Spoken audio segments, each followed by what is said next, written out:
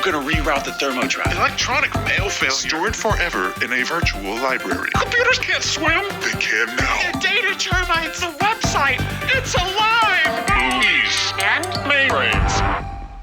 Hey everyone, and welcome to Movies and Mainframes, the podcast that is going to explore and discuss the representation of technology in media. I am your host, Andy, and today I have a very special bonus episode for you all.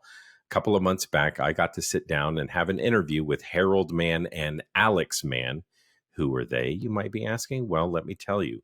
Harold Mann is the president of Mann Consulting, an IT consulting firm.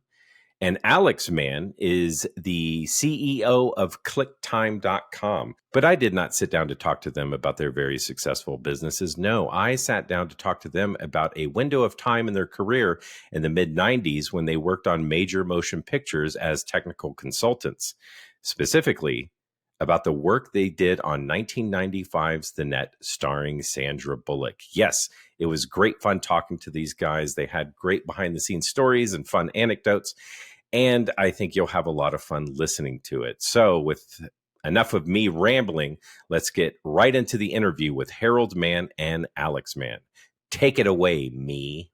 I have a million questions for you, so we'll jump right in. But first, listeners, a little background. Harold was very kind and reached out to me through message and told me that, hey, me and my brother Alex, we worked on as technical consultants on the movie The Net. Yes, 1995's The Net, starring America's sweetheart Sandy B.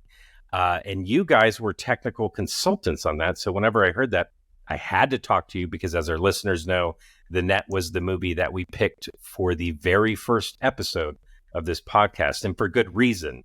The movie's almost 30 years old now, but the themes and ideas that that movie explores are even more relevant today than they were in 1995. And so, okay, you guys are technical consultants on The Net.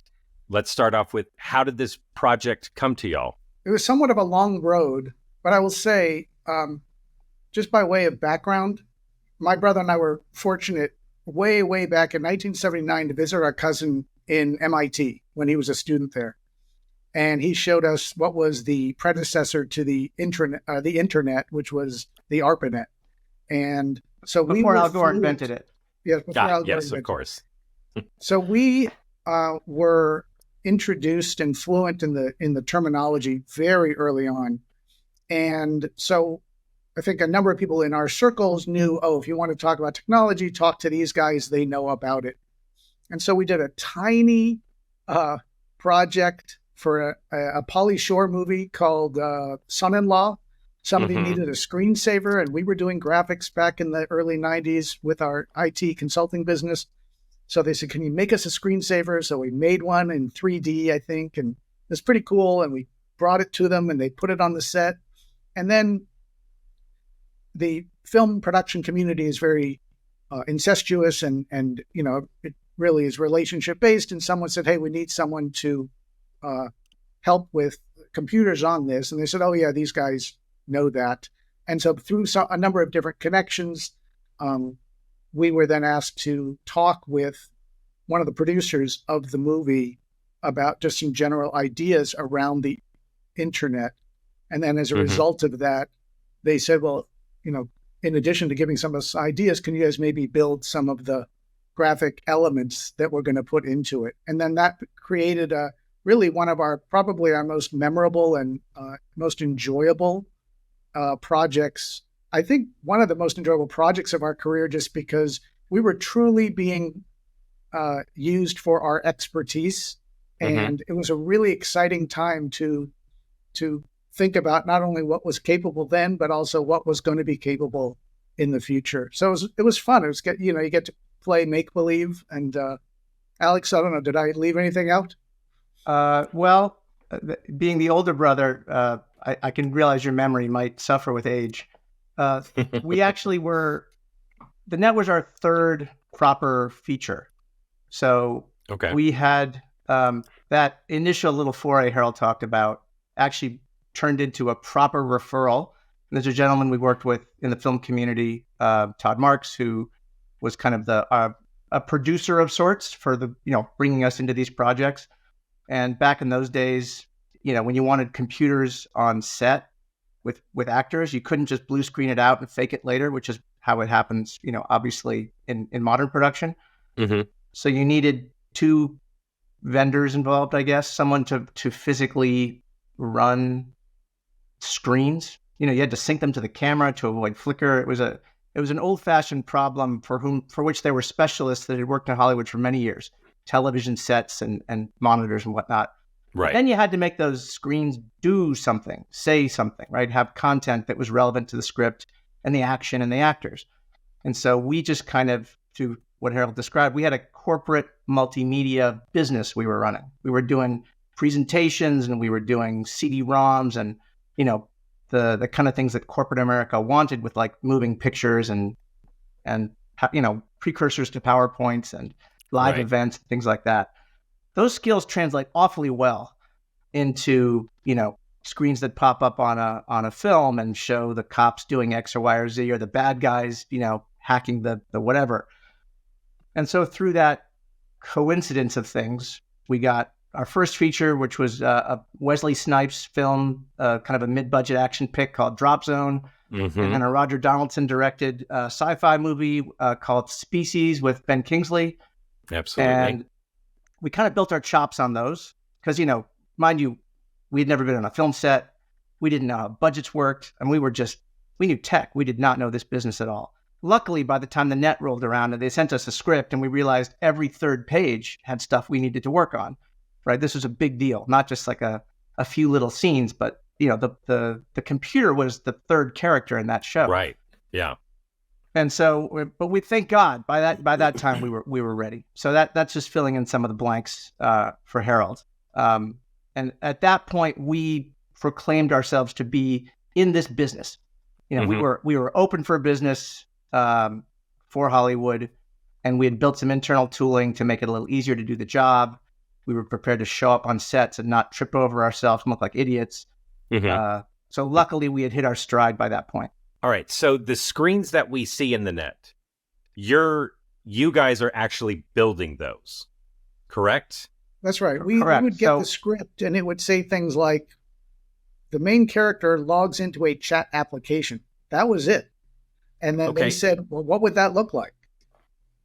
Okay, so that was leading into my next question. So do y'all have free reign to make these screens, or does anybody in the art department come up with a mock-up and you have to make that real? How does that work out? Shockingly free reign, and only because you need to think of the time, right?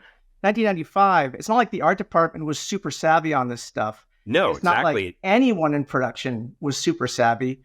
We had some very talented people that worked for us who could put together neat things. Harold and I ourselves rolled up our sleeves and did a bunch of it. What did we think would look cool? But if you were to take what I think was, I don't know, what was it at, $35 million budget at the time? A proper feature. You'd be shocked how little direct oversight there was. I mean, I would say Todd, the guy that was producing this, the guy we worked with, he had some very clear ideas. I mean, he's a savvy guy. So he worked with us, essentially. But art department had very limited input. You'd be surprised. Today, I think it'd be a whole different thing. One thing to add, though, we knew what these apps looked like. And these apps were all text-based. This was just at the very early stages of the web. So we knew what they looked like in reality. And we also knew how sort of drab they did look. But we also knew where it was going. We knew where these graphical user interfaces were going to get to. And so we were able to sort of make a bit of a leap and design it as though the way we would want it to work, knowing that they were probably headed in that direction. What are you actually building? Are these like glorified PowerPoints that if I click on a zone, it goes to the next screen? Are these rudimentary programs? Are they videos for playback? What are they? So let me take this one. We, from a very early point, wanted to give the director and the actors maximum flexibility on everything. So and this was just something we were fussy about, right? Because we go to movies too, and we see the same crap everyone else sees, where, actor pounds on the keyboard and it looks like, it had to satisfy us a little bit. So I would say the mainstay of our interactive graphics was a product called Macromedia Director, which was originally Macromind, and then it was Adobe, and then it got retired. But it was a multimedia interactive platform that let you do graphics, write some code, create interactive scenes. So we built interfaces that were highly interactive. We were off camera. We had controls. The actor had keyboard, a real keyboard. Whatever key they typed, it always came out the right thing. But it was on each key press. So what you heard, what the actor did, what it looked like, came out really clean. What you see in the film, there's sort of three things you see in the film. There's things that are triggered by us off camera. There are things that are triggered by the actor on set. And there's things that are shot a month later in a dark room, these insert shots. They're ultra close up, right? And those are all stitched together to form the scenes. And I think the editors did a fantastic job on the net to give that kind of interactive experience. But so, Director was the platform we used. And into that went all the graphics we needed for each scene. Believe it or not, things had to fit on floppy disks to move them around the set. So we had some limitations on things. I will tell you, there were times where I had to make a plane to, Burbank to get to the shoot. And I'm waiting for the thing to copy to SideQuest, so I can take it with me. So, you remember Apple Talk networks and SideQuest drives? Everything we did was on Macs, more or less. Right. And the cab's waiting on the street, and I'm waiting for this drive to copy our 3 megabytes of graphics to get. It was crazy. Right. So, but something to note also, when you're shooting a film, they're going to do multiple versions, multiple takes, multiple angles, and all of the graphics have to behave consistently in order for it to look correct. So these were designed to be able to run consistently, but also be actor-led and actor-driven. And it's also impractical to get an actor to type perfectly accurately every time. So that we really engineered it so that it could look very organic, but not have them actually worry about typos, and also be very consistent regardless of what angle it was shot from. So Alex and I built some pretty cool stuff that would make it easy for us to take out parts and add parts back in depending on what they needed for the shot, just like any other prop on set. So whenever y'all are triggering things, these are uploaded onto a computer that's just off camera, hooked up to the monitor, and y'all are just triggering it. Is that how the playback is working? We'd often build a little area off camera where we'd have multiple computers, the video distribution analog equipment to push signal, 100 feet away, right? Multiple redundant things going on in case something wet the bed. We're talking about, equipment that was not designed for production. There was no such thing as like hardened systems like at the time. We didn't always have the world's best air conditioning, things like that. Right. And again, there was a whole other crew of people just working on the physicality of what showed up on set, these monitors that were synced to these film cameras. On any given show, there'd be 4 or 5 of us working concurrently to make all this happen. We were the software guys, right? We had the what was on screen, but a whole other group of guys was working on getting, electricity, video signal, a physical monitor there. Like that's as big a part of the job as, and it's an uncelebrated one, but it's arguably the most important. Right. Are y'all acting as essentially your own IT department as well? If one of your not only our own, if I remember on Drop Zone, Wesley Snipes' computer at home is having a problem. I'll go over. The director, we worked on Drop Zone. The director was John Badham. The fax machine isn't working in the trailer, in the heat of Florida swamp. All right, I'll go work. This is 95, right? If you know how to do anything with computers, you're rare. Yeah, you're magic. I'd love to say we got these gigs because we're geniuses. Part of it's just because when you're in the room and something, you're the smartest guy in the room. It's a good point. We never said we want to get into Hollywood and we want to do this. We really didn't. Someone just said, "Hey, can you help with this?" And as small business owners in the, starting our business off in the early 90s, we're like, if you just say yes every time someone asks you to do something, you get exposed to a whole bunch of interesting stuff. So we really just sort of fell into this by simply saying yes. One side note, which is sort of funny, we were based in Northern California and still are. We didn't want that to hurt our chances of getting any projects. So anytime someone said, hey, could you come in for a meeting? We would just say yes. And we were literally just getting on Southwest Airlines every week and never telling them. They'd say, hey, can you come back tomorrow for a meeting? We'd be like, oh, no, because we literally were having to fly back the very next day. But if you say yes enough, you'd be amazed at the opportunities that come your way. Take me through the timeline of the net. So you're asked if you can help out. Are you part of pre-production into production? Do you touch post at all? Like take me through the timeline of y'all on that project. On other movies, we were called in literally in the middle of shooting. That's a different story, but I know on the net we were called in very early. In the case of the net, then also we're reading the script and we're like, oh, we have some problems with the way some of these things are worded, because it's the script for the net was really interesting. We're used to things that are super boneheaded, where some Hollywood writer thinks they know technology and puts words together and thinks it sounds good. The net was interesting because it had like this oddly prescient thematic quality to it, but still some of the words weren't pitch perfect, right? I mean, even in the final product, there are still things where I cringe a little bit, and there's even mistakes we made, but regardless. So we knew that we could help a little bit with nudging the script towards where it needed to go. And we also knew that through the graphics we put up, we could try to add some element of greater realism. And one thing we'll have to talk about is the balance between kind of realism and entertainment, which is that's one of my questions. Absolutely. I mean, we only worked in this business. We worked 7 or 8 years in this business before we exited. And in that entire time, I don't think I ever felt like I was ever truly comfortable with where that balance lay. Anyway, back to your question. We'd get the script, we'd break it down, they'd accept our budget. Then we would do kind of rougher mock-ups of every scene, get blessing on it. The director might or might not care about any of our work, literally until the day you show up. And pre-production, we didn't have a lot to do with the net. Again, we weren't, luckily, because we're not involved in the physicality of the set as much, that was wired up. We would send down our requirements. We're going to need a computer on set of this capability. We're looking for this size of monitor.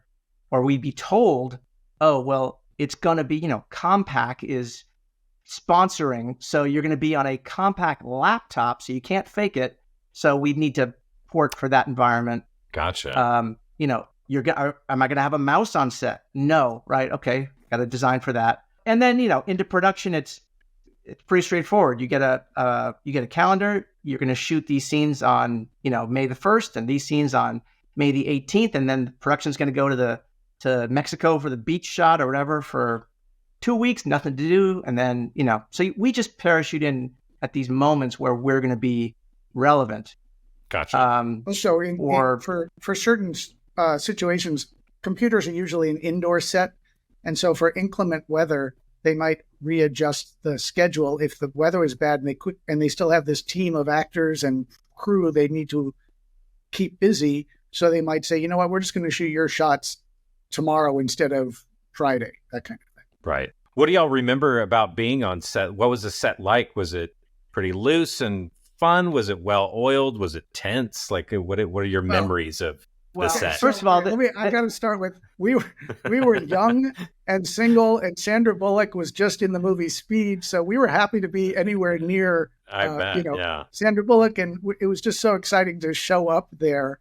But Alex, do you remember what the first day of shooting was for us? Was it in Venice? I think it was Venice. So the opening scenes of Sandra's character in the little bungalow in Southern California, that was shot in a real house in Venice. So it's not a big house.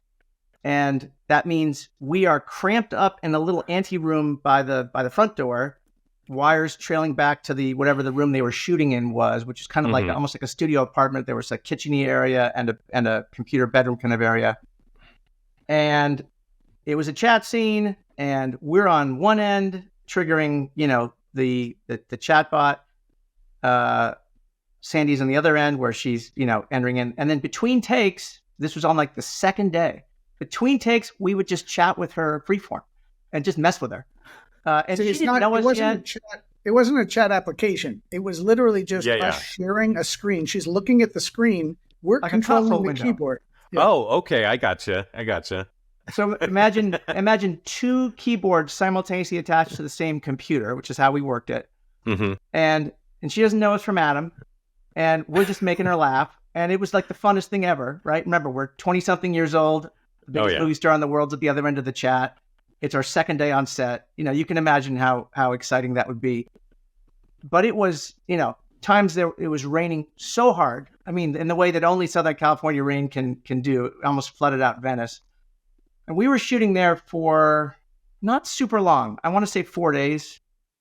And that was it. And we left. And it was like, oh my God, we just touched, the heavens. And now we're like back to our office. Wow. Well, although we also got a phone call afterwards from somebody in production saying, we may have a problem. And we're like, what's going on? It turns out one of the graphics we put in, one of the graphics I put in had, it was a chat application, and we put little icons next to each chat character to try and give it some character. And one of the ones was of Einstein, that assuming, one of the users in this chat room might have picked an Einstein image for their little profile picture. Absolutely. Yes. Yeah. Well, it turns out if you use a representation of Einstein, you have to get permission to use his likeness, even if he's not alive. And whoever was doing their due diligence on permissions and rights checked in, and it turned out the Einstein estate had not been consulted because we didn't realize that was a thing. Right. And they literally said, we may need to reshoot this. Now, that may sound like an easy thing to say, but that is an extraordinarily expensive proposition to literally take the entire group of people, go back to that location, especially if it's not still rented, and then redo it, because it's not the kind of thing where you can easily just burn it back in on a screen and fix it in post, as they like to say. Which is a huge risk of doing things right in camera on set with actors. If we get it wrong, that scene is useless. There was also an icon of Arnold Schwarzenegger, which luckily we had the good sense to modify to give it like a mohawk haircut and make it look a little bit not the same. So that's how Harold learned about rights and clearances. So that was a good lesson. Nice. We had two other really fantastic opportunities with the net here in San Francisco. So they had this like amazing good fortune and great idea to shoot the convention shots in the middle of a real convention. Yeah, so they rented space at the Macworld Expo that was actually happening at the time. So imagine like a little roped off area in the corner of Moscone Center. Oh, so it's actually happening. Macworld is actually happening all around this. That's insane. Got to move. We got to move in before the show started. So all the vendors, like all the Teamsters, move in all the stuff, to a big trade show, and it's the move-in day. Mm-hmm. We were part of the move-in day, so we got a lot of stuff on set. We built this booth so when they shoot and there's like crowd scenes in the background, that is a real legitimate conference going on. And then when they shot close-ups, that was all done nights and mornings before the show was open, when it was empty. And mixed together, you can't tell the difference. It was really artfully put together. Absolutely. And imagine like how much money you save, by not having to have a ton of extras, because there's, real people out there. Absolutely. So that was a fun shoot. And then there was another whole shoot at one of the downtown office buildings, also in San Francisco, convenient for us, trust me, where we did a bunch of lobby scenes. And that just worked out great. And the rest of the stuff was all on stage at Sony in Culver City. Let's talk about Irwin Winkler for a second. So Irwin Winkler is the director of this movie. He actually doesn't have a lot of directing credits. I think it's only like 7 or 9, and I think this is his third feature film. But as a producer, he is a titan. I mean, he has touched all of the Rockies, including all the way up through Creed, a handful of Scorsese movies, and the good ones. And so this guy is, already legendary. What was he like as a director? I think we were so heads down trying to make sure we were doing a good job. We didn't really have that kind of awareness of Irwin or perspective. It was just like, well, he's directing it, and let's just not piss him off. Right. I would say his filmography is incredible. I don't really think he brought that kind of energy or anything to this movie. I think he was just trying to be. He seemed almost utilitarian as a director on that movie. Okay. He was not coming in being like, "This is, I'm in charge here, and you're all going to." You know who I am. Yeah, none of that. Yeah, he was a very humble guy. As a matter of fact, I would say he sort of faded into the background during this production. Well, he also was surrounded by some really great people in assistant roles. So Rob Cowan is sort of like a protege of Irwin's, and then Rob went on to be a very successful producer and still is.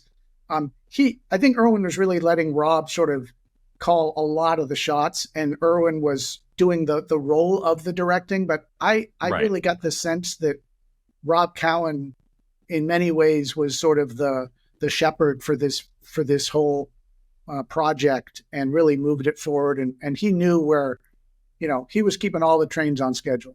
I remember there was one time when we got invited to Irwin's house because he wanted to talk about some of the script pages. And, it's like, okay, sure. What time am I supposed to be there? So we drive up, and it's like Beverly Hills, and it's that older Beverly Hills kind of, big home with the columns out front and the driveway and the whole thing. And, greeted at the front door by someone under his employ and ushered into the living room. And, we brought our little script binders and our little pens, and we were all ready to, kind of be useful.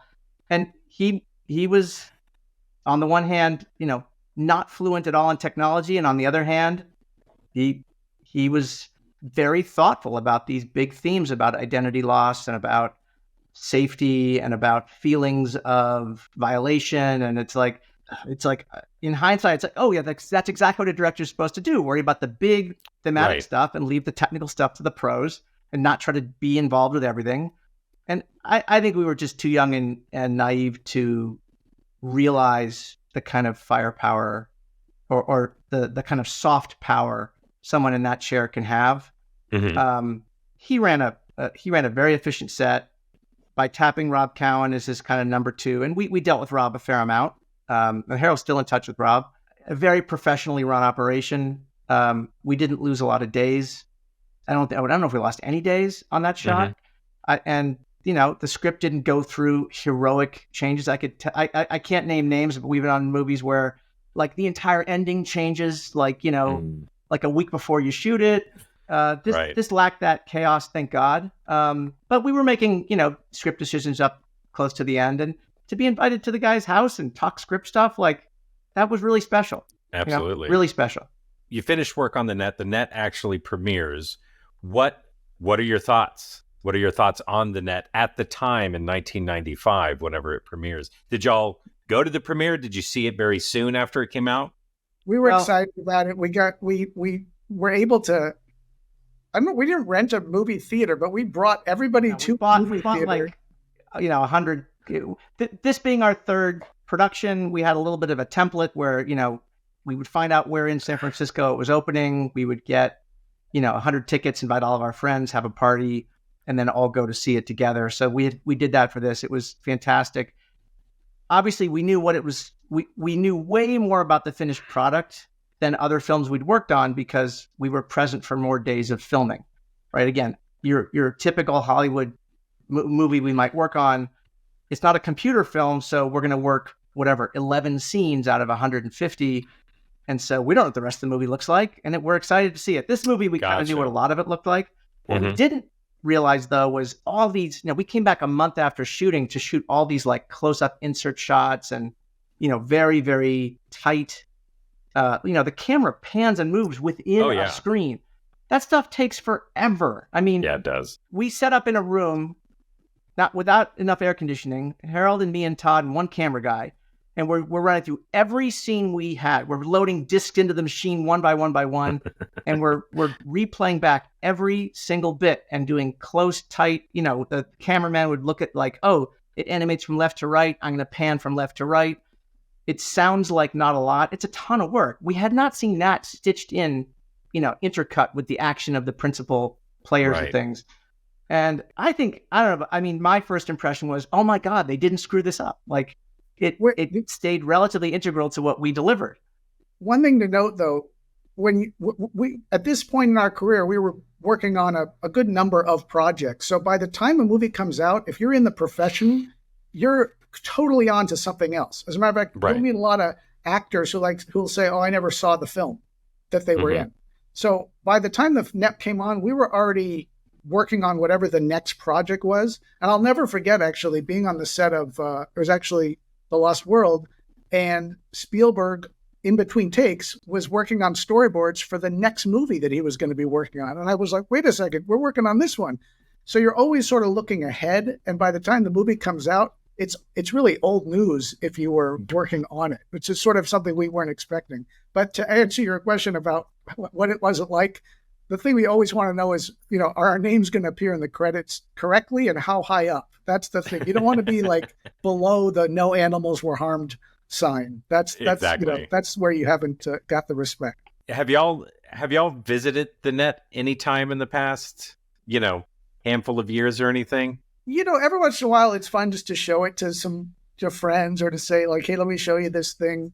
I am actually so proud of some of the things that we did that were just correct. You got to remember, we had to juggle, like Alex mentioned, what's real versus what is interesting. And I think, we got a lot of hate mail on Reddit and stuff like, well, that's not an actual IP address and that could never happen. And we're like, we know. There's a reason why all the phone numbers are 555, ... Yeah, and there's a reason why the IP addresses are not accurate. So we had to do a good job of making it safe and sort of accurate. And there were occasional times, especially around things like viruses, where Irwin would say, well, what's a virus look like? And Alex or I would show him. He goes, well, what about if it melted across the screen? And we'd be like rolling our eyes like, well, that's kind of stupid. But that plays better. And what we learned from the directors and the producers of these movies is, the audience doesn't really care about what's realistic. They care about what's exciting to watch. And so that definitely is a juggling act. I think I speak for Harold when I say we didn't have any idea that 30 years later we would be talking to someone about we pulled some of the stuff out of thin air on a Tuesday night in our office, and boom, now it's on screen and it lives for eternity. And we did not clue into that at all. And if I were to do it again, I'd have worked a little harder on some of it if I'd known. I would have been more careful. Like I needed a list of names for a manifest for something. So I just grabbed a list of like people who worked at one of my clients, because we were an IT consultancy back then. And I just put it on the list and I figured, whatever, it's in the, no one's going to look. And they're these super fans who literally transcribe this stuff. And I found it one day online and I got, oh my God, I didn't mean to put all these people's actual names on there.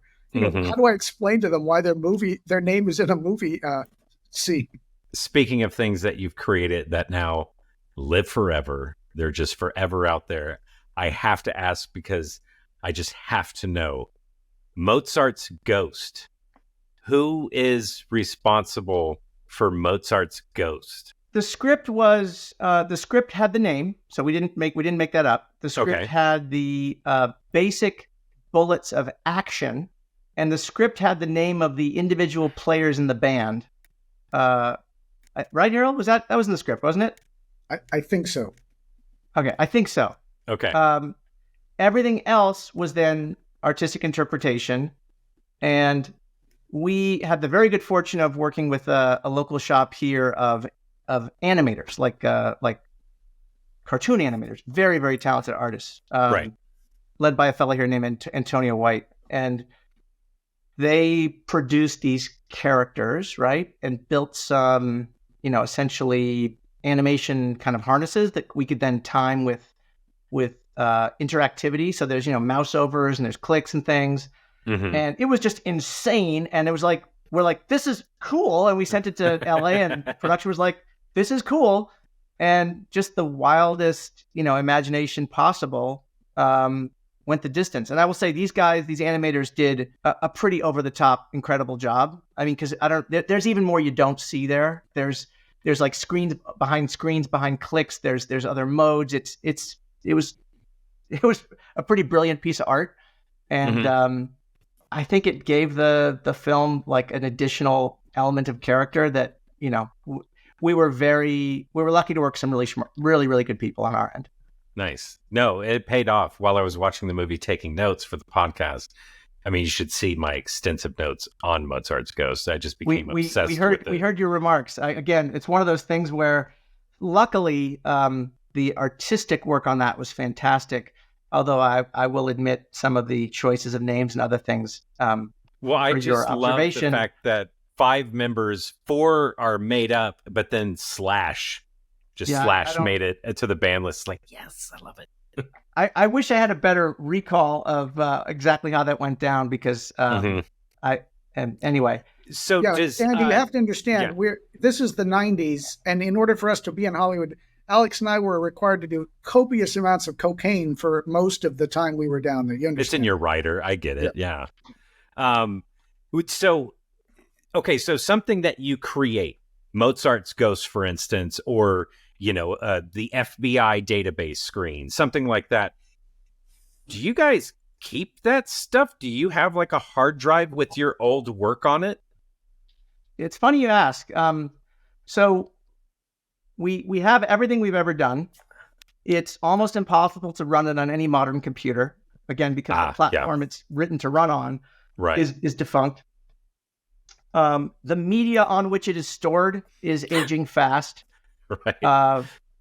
Our ultimate reserve of old stuff is on, I think, CD-ROMs we burned with first gen CD-ROM burning technology, which may or may not be functional anymore. But we have everything, right? And interestingly, assignment of rights of that stuff was like, it was never explicit. We never signed over the IP. I mean, of course, the studio will now own whatever you create. Yeah. So.